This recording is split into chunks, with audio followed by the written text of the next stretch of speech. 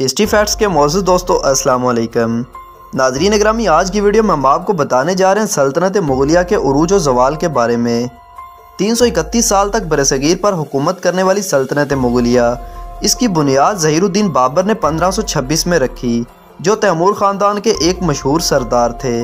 ہندوستان سے پہلے وہ کابل کے حکمران رہ چکے تھے۔ 1526 کو سلطنت دہلی کے حاکم ابراہیم لودھی کے خلاف مشہور زمانہ پانی پت جنگ میں بابر نے اپنی فوج سے 10 گنا زیادہ افواج سے جنگ لڑی اور انہیں مغلوب کر دیا، کیونکہ بابر کے پاس بارود اور توپیں تھیں، جبکہ ابراہیم لودھی کے پاس ہاتھی تھے، جو توپ کی آواز سے بدک کر اپنی ہی فوج کو روند گئے، جس کے بعد ایک نئی سلطنت کا آغاز ہوا۔ مغلیہ سلطنت کا ابتدائی دور 1526 سے 1556 تک بابر اور ہمایوں کے زیر قیادت رہا، جو ایک وسطی ایشیائی حکمران اور ترکو منگول فاتح امیر تیمور کی نسل سے تھا۔ مغل وسطی ایشیا سے تعلق رکھنے والے ترک منگول نسل کے تیموری خاندان کی شاخ تھے۔ ان کا بانی بابر وادی فرغانہ یعنی آج کے ازبکستان سے تعلق رکھنے والا تیموری شہزادہ تھا، جو کہ تیمور کی براہ راست اولاد سے تھا، جبکہ چنگیز خان کی چنگیز شہزادی سے تیمور کی شادی کے ذریعے ان کا تعلق چنگیز خان سے بھی تھا۔ والد کی طرف سے بابر کا تعلق منگول نسل کے ترک نیاد برلاس قبیلے سے تھا۔ وسطی ایشیا میں اپنے آبائی علاقوں سے بے دخل ہو کر بابر نے اپنے عزائم کو پورا کرنے کے لیے ہندوستان کا رخ کیا۔ اس نے خود کو کابل میں قائم کیا اور پھر درہ خیبر کے ذریعے افغانستان سے ہندوستان میں مسلسل جنوب کی طرف چلا آیا۔ بابر کی افواج نے 1526 میں پانی پت کی پہلی جنگ میں ابراہیم لودھی کو شکست دی۔ اس جنگ سے پہلے بابر نے شراب کو ترک کر کے شراب کے برتنوں کو توڑ کر اور شراب کے کنووں میں بہا کر خدا کی رضا حاصل کی۔ تاہم اس وقت تک سلطنت دہلی تباہ ہو رہی تھی، اور یہ دراصل راجپور کنفیڈریسی تھی، جو میواڑ کے رانا سانگا کی قابل حکمرانی کے تحت شمالی ہندوستان کی سب سے مضبوط طاقت تھی، جس نے بیانہ کی جنگ میں بابر کو شکست دی تھی۔ لیکن خانوا کی فیصلہ کن جنگ میں جو آگرہ کے قریب لڑی گئی تھی، بابر کی تیموری افواج نے سانگا کی راجپوت فوج کو شکست دی۔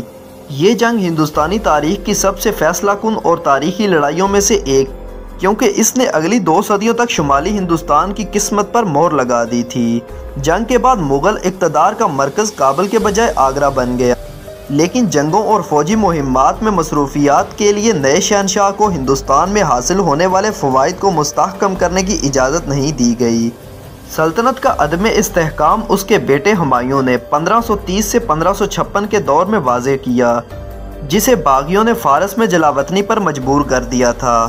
سوری سلطنت 1540 سے 1555، جس کی بنیاد شیر شاہ سوری نے 1540 سے 1545 کے دور حکومت میں رکھی تھی، جس نے مختصر طور پر مغل حکومت میں خلل ڈالا تھا۔ فارس میں ہمایوں کی جلاوطنی نے صفوی اور مغل عدالتوں کے درمیان سفارتی تعلقات قائم کیے اور بعد میں بحال ہونے والی مغل سلطنت میں فارسی ثقافتی اثر و رسوخ کو بڑھایا۔ 1555 میں فارس سے ہمایوں کی ہندوستان کے کچھ حصوں میں مغل حکومت کو بحال کیا، لیکن اگلے سال ہمایوں ایک حادثے میں مر گیا تھا، جس کے بعد اکبر سے اورنگزیب کا دور حکومت شروع ہوتا ہے، جو 1556 سے 1707 تک رہا، جس میں اکبر کی حکومت 1556 سے 1605 تک رہی۔ اکبر ہمایوں اور اس کی بیوی حمیدہ بانو بیگم کے ہاں عمر کوٹ قلعہ میں پیدا ہوا، جو ایک فارسی شہزادی تھی۔ اکبر بھیم خان کے ماتحت تخت نشین ہوا، جس نے ہندوستان میں مغلیہ سلطنت کو مستحکم کرنے میں مدد کی۔ جنگ اور سفارتکاری کے ذریعے اکبر سلطنت کو تمام سمتوں میں پھیلانے میں کامیاب رہا اور دریائے گودواری کے شمال میں تقریباً پورے برصغیر کو کنٹرول کیا۔ اس نے اپنے ساتھ وفادار ایک نیا حکمران طبقہ تشکیل دیا، ایک جدید انتظامی اور ثقافتی ترقی کی حوصلہ افزائی کی۔ اس نے یورپی تجارتی کمپنیوں کے ساتھ تجارت میں اضافہ کیا۔ ہندوستان نے ایک مضبوط اور مستحکم معیشت تیار کی، جس سے تجارتی توسیع اور اقتصادی ترقی ہوئی۔ لیکن اکبر نے دین الہی، جس میں ایک حکمران فرقے کی مضبوط خصوصیات ہیں، اس نے اپنے بیٹے کے لیے اندرونی طور پر مستحکم ریاست چھوڑی، جو اپنے سنہری دور کے درمیان تھی۔ اکبر کے بیٹے جہانگیر نے حکومت 1605 سے 1627 تک سنبھالی۔ اکبر اور اس کی بیوی، جو مریم الزمانی ایک ہندوستانی راجپوت شہزادی کے ہاں پیدا ہوئی تھی، سلیم کا نام ہندوستانی صوفی بزرگ سلیم چشتی کے نام پر رکھا گیا، اور اس کی پرورش چشتی کی بیٹی نے کی تھی۔ وہ افیون کا عادی تھا، ریاست کے معاملات کو نظر انداز کرتا تھا اور حریف عدالتی گروہوں کے زیر اثر آیا تھا۔ جہانگیر نے اسلامی مذہبی اسٹیبلشمنٹ کی حمایت حاصل کرنے کی خاطر خواہ کوششیں کر کے خود کو اکبر سے ممتاز کیا۔ اس نے ایسا کرنے کا ایک طریقہ یہ اپنایا تھا کہ اکبر کے مقابلے میں بہت زیادہ مداد معاش یعنی مذہبی طور پر سیکھنے والے یا روحانی طور پر اہل افراد کو ٹیکس سے پاک ذاتی زمینی محاصلات کی گرانٹس عطا کی۔ اکبر کے برعکس جہانگیر غیر مسلم مذہبی رہنماؤں خاص طور پر سکھ گرو ارجن دیو کے ساتھ متنازع میں آئے، جن کی پھانسی مغل سلطنت اور سکھ برادری کے درمیان بہت سے تنازعات میں سے پہلی تھی۔ جہانگیر کے بعد 1628 میں شاہ جہان نے حکومت سنبھالی اور وہ 1658 تک برقرار رہے۔ جہانگیر اور اس کی بیوی جگت گوسائیں ایک راجپوت شہزادی کے ہاں پیدا ہوئی۔ ان کے دور حکومت میں مغل فن تعمیر کے سنہری دور کا آغاز کیا۔ شاہ جہاں کے دور حکومت میں مغل دربار کی شان و شوکت اپنے عروج پر پہنچی، جس کی مثال تاج محل سے ملتی ہے، لیکن عدالت کو برقرار رکھنے کی لاگت آنے والی آمدنی سے زیادہ ہونے لگی۔ ان کے دور کو مغل فن تعمیر کا سنہری دور کہا جاتا تھا۔ شاہ جہاں نے نظام شاہی خاندان کا خاتمہ کر کے مغل سلطنت کو دکن تک بڑھایا اور عادل شاہوں اور قطب شاہوں کو خراج ادا کرنے پر مجبور کیا۔ شاہ جہاں کا سب سے بڑا بیٹا لبرل دارا شکوہ اپنے والد کی بیماری کے نتیجے میں 1658 میں رنجیت بن گیا۔ شاہ جہاں کے بیٹے دارا نے اپنے پردادا اکبر کی تقلید کرتے ہوئے ایک ہم آہنگی پر مبنی ہندو مسلم ثقافت کی حمایت کی، تاہم اسلامی راسخ العقیدہ کی حمایت کے ساتھ شاہ جہاں کا ایک چھوٹا بیٹا اورنگزیب، جس نے 1658 سے 1707 تک تخت پر قبضہ کیا، اورنگزیب نے 1659 میں دارا کو شکست دی اور اسے پھانسی پر چڑھا دیا۔ اگرچہ شاہ جہاں اپنی بیماری سے مکمل طور پر صحتیاب ہو گیا، اورنگزیب نے شاہ جہاں کو اپنی موت تک قید رکھا۔ اورنگزیب نے مغل ریاست کی اسلامی کاری میں اضافے کی نگرانی کی۔ اس نے اسلام قبول کرنے کی حوصلہ افزائی کی، غیر مسلموں پر جزیہ کو بحال کیا اور فتاوی عالمگیری مرتب کیا، جو اسلامی قانون کا مجموعہ آج بھی ہے۔ اورنگزیب نے سکھ گرو تیغ بہادر کو پھانسی دینے کا حکم بھی دیا، جس کے نتیجے میں سکھ برادری کی عسکریت پسندی ہوئی۔ جنوبی اور مغربی ہندوستان کو فتح کرنے کی اس مہم نے مغلیہ سلطنت کے حجم میں اضافہ کیا، لیکن مغلیہ سلطنت پر اس کا تباہ کن اثر پڑا۔ کچھ مورخین کا یہ اندازہ ہے کہ اورنگزیب کی تقریباً 2.5 ملین فوج مغل مراٹھا جنگوں کے دوران ماری گئی، جبکہ جنگ زدہ علاقوں میں 20 لاکھ شہری خشک سالی، طوفان اور قحط کی وجہ سے ہلاک ہوئے۔ اس مہم کا مغلیہ خزانے پر تباہ کن اثر پڑا اور شہنشاہ کی عدم موجودگی نے شمالی ہندوستان میں گورننس میں شدید زوال کا باعث بھی بنا۔ مرہٹوں نے اورنگزیب کی موت کے فوراً بعد شمال کی طرف پھیلنا شروع کر دیا، دہلی اور بھوپال میں مغلوں کو شکست دی اور 1758 تک اپنی سلطنت کو پشاور تک بڑھایا۔ نمایاں طور پر ہندوؤں کو ملازمتیں زیادہ دی۔ اپنی سامراجی بیوروکریسی میں اپنے پیشواؤں کو نسبتاً ہندوؤں اور شیعہ مسلمانوں کے خلاف تعصب کی مخالفت کی۔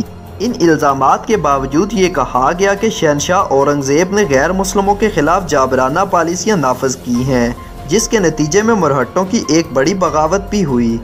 اورنگزیب کے بیٹے بہادر شاہ اول نے اپنے والد کی مذہبی پالیسیوں کو جب 1707 میں منسوخ کر دیا اور انتظامیہ میں اصلاحات کی کوشش کی، تاہم 1712 میں اس کی موت کے بعد مغل خاندان کی افراتفری اور پرتشدد جھگڑوں میں ڈوب گیا۔ صرف 1719 میں 4 شہنشاہ یکے بعد دیگرے تخت پر براجمان ہوئے۔ ہندوستانی مسلم ذات سے تعلق رکھنے والے شرفاء بھائی چارے کی حکمرانی کے تحت شخصیت کے طور پر جو سادات بارہ کے نام سے جانی جاتی ہے، جس کے رہنما سید برادران بن گئے۔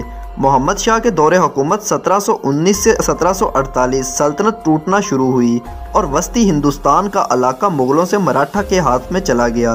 جیسا کہ مغلوں نے دکن میں نظام کی آزادی کو دبانے کی کوشش کی، اس نے مرہٹوں کو وسطی اور شمالی ہندوستان پر حملہ کرنے کی ترغیب دی۔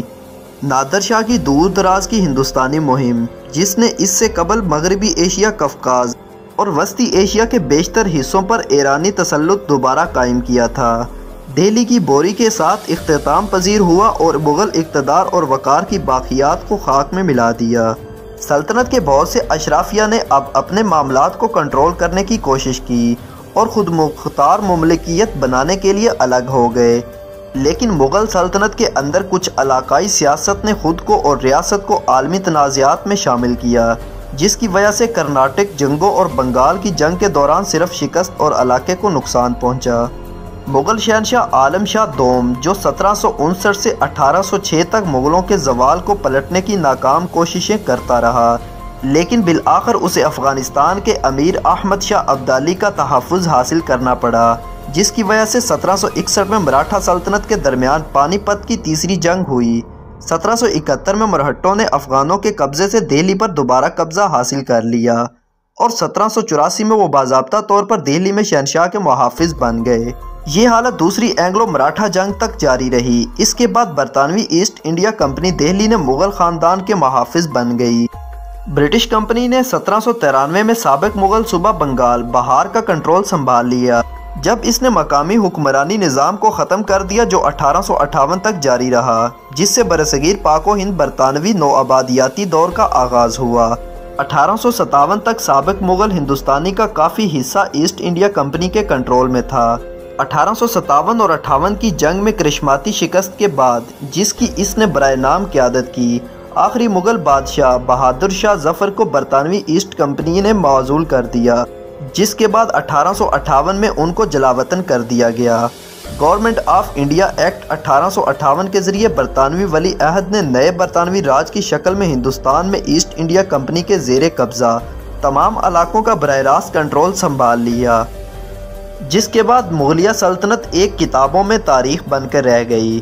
زوال کے اسباب میں کچھ مورخین کا کہنا ہے کہ ایک صدی کی ترقی اور خوشحالی کے بعد 1707 اور 1720 کے درمیان مغل سلطنت تیزی سے زوال کے بارے میں مورخین متعدد وضاحتیں پیش کرتے ہیں۔